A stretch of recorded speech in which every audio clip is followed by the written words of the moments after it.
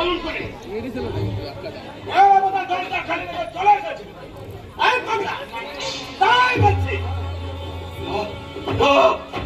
আমি যাবো না। ওই ওই অন্ধকার দুর্গন্ধময় ঘরের মাঝে ইঁদুর আর রাজসাল্লার সঙ্গে আমি থাকবো না। মানুষের অধিকার নিয়ে আমি বাঁচতে চাই।